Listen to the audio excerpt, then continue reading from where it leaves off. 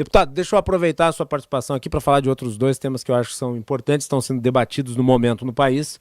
O primeiro deles é em relação ao novo orçamento secreto.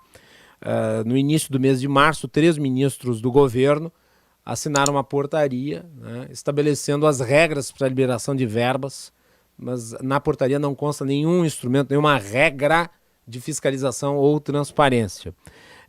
E 100 bilhões de reais estão concentrados no Ministério das Relações Institucionais, que é ocupado hoje pelo Alexandre Padilha.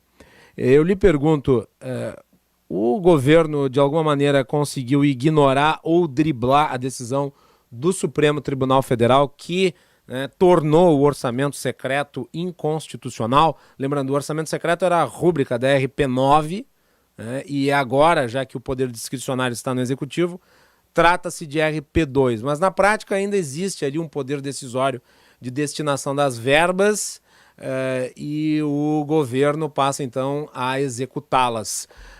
Como é que o senhor avalia esse novo contexto, principalmente tendo em vista a declaração do Arthur Lira 2 semanas atrás, falando que o governo ainda não tinha uma base concreta dentro do Congresso Nacional, e a entrevista que eu comentei ontem aqui no Bastidores do Poder, do Elmar Nascimento, falando que o governo tinha que fazer fluir o orçamento?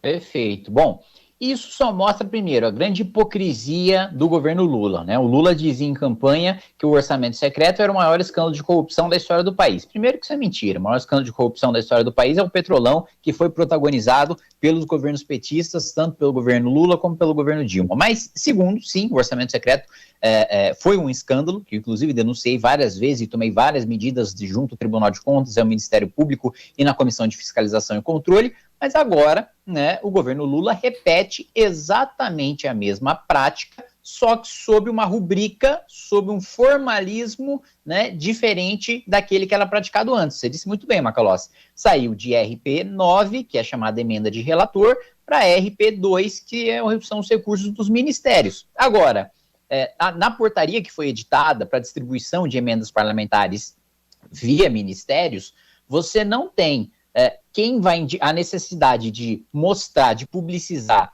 quem vai indicar essa verba, de quanto vai ser essa verba, para onde vai, qual foi o critério utilizado, né? Tudo que a gente tem hoje de transparência, por exemplo, de emenda impositiva, que é o que todo parlamentar tem direito, que é distribuído de maneira isonômica. Agora, então, me permita só uma pequena interrupção, deputado. Claro. Mesmo a emenda impositiva, ela acabou sendo turbinada, porque com o fim do orçamento secreto do modelo antigo, pelo menos metade desses recursos foram distribuídos entre os parlamentares, cada um teria direito a 100 milhões de reais, o que é inédito em termos de quantia. Então, mesmo elas estão turbinadas, mas para o Elmar Nascimento parece que é pouco.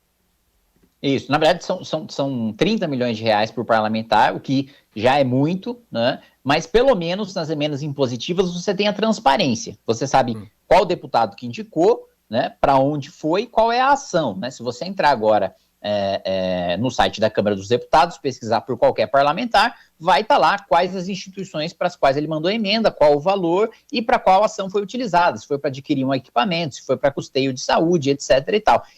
Essa transparência, né, não há, né, na distribuição das emendas do governo Lula. E mesmo turbinando em 172% o número, né, o valor das emendas parlamentares distribuídas no seu primeiro ano de governo em relação ao primeiro ano do governo Bolsonaro, ainda assim o governo não teve maioria para aprovar um projeto sequer, mesmo aumentando também o número de ministérios e loteando esses ministérios entre os partidos políticos, né? Agora, a minha pergunta é a seguinte: o Supremo Tribunal Federal vai tomar alguma atitude em relação a isso?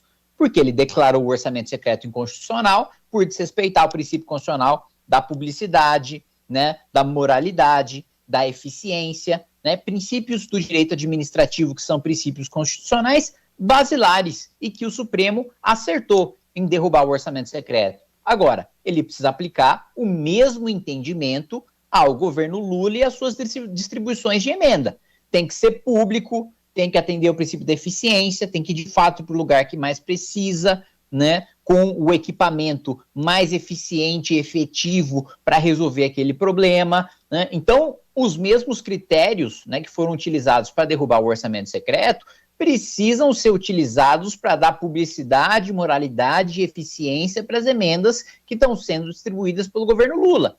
E até agora não houve nenhuma manifestação, nem por parte da Procuradoria-Geral da República, nem nenhum partido político, aliás, questionou isso no Supremo Tribunal Federal, e nem o Supremo, né, se manifestou. Bom, já tem uma jurisprudência própria, ele já poderia, né, por iniciativa própria, falar, olha, essa distribuição é um descumprimento da nossa decisão de que deve haver transparência nas emendas parlamentares. Então, uma hipocrisia por parte do governo Lula e uma inércia do Supremo Tribunal Federal que não se justifica, dado a sua própria decisão, a sua própria jurisprudência, né? Falando em Supremo, último tema, eu sei que o senhor tem outros afazeres nessa tarde movimentada, sobre a lei de proteção das estatais. Falando em Supremo, o ministro Ricardo Lewandowski atendeu um pedido do PCdoB e, inclusive, deferiu uma liminar que, na minha avaliação, é irregular, porque ela fere o princípio do colegiado, já que ela foi, digamos, concedida em meio à votação do plenário virtual, na discussão em relação à constitucionalidade dessa legislação que foi aprovada no governo Temer. E que, se eventualmente tornada inconstitucional, pode abrir as porteiras para nomeações e indicações políticas sem qualquer critério para as diretorias, conselhos de estatais. Qual que é o perigo da decisão do Supremo Tribunal Federal a respeito, caso o posicionamento do Ricardo Lewandowski prevalecer? Bom, o primeiro perigo é o Supremo Tribunal Federal, mais uma vez, legislando. O Congresso Nacional decidiu e foi cumprido durante anos a lei das estatais. Político que está exercendo atividade política, que participou de campanha política, não pode ocupar cargo em empresa estatal, né? Justamente para evitar conflito de interesse. Mais do que isso, precisa ter experiência, seja profissional, seja acadêmica. A lei das estatais veio para moralizar as estatais, para trazer gente qualificada e não apaniguados políticos desqualificados para ocupar os cargos nas estatais. E essa foi uma decisão soberana do parlamento. E não há nenhuma inconstitucionalidade, né? Qual o princípio constitucional que é ferido ao você moralizar a coisa pública, dando uma quarentena para impedir que políticos que participaram de campanhas políticas depois ganhem cargos em empresas estatais? Não há.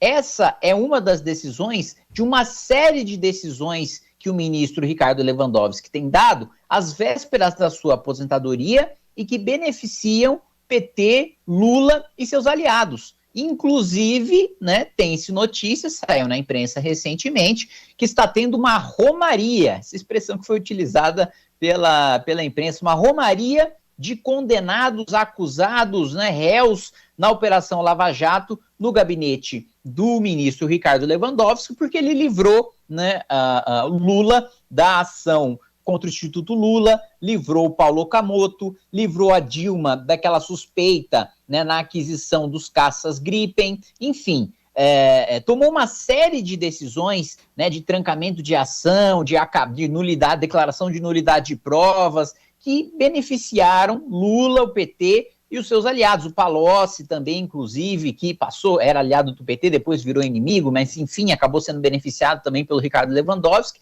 Uma série de decisões que beneficiam o PT às vésperas da sua aposentadoria. Então, primeiro, um desrespeito à soberania do parlamento, que é a soberania popular, que é a vontade do povo de moralizar a coisa pública na aprovação da lei das estatais. E segundo, o próprio prejuízo de se derrubar, né, um dispositivo legal bom para a sociedade que impede que um encostado político seja colocado numa estatal. Muito bem.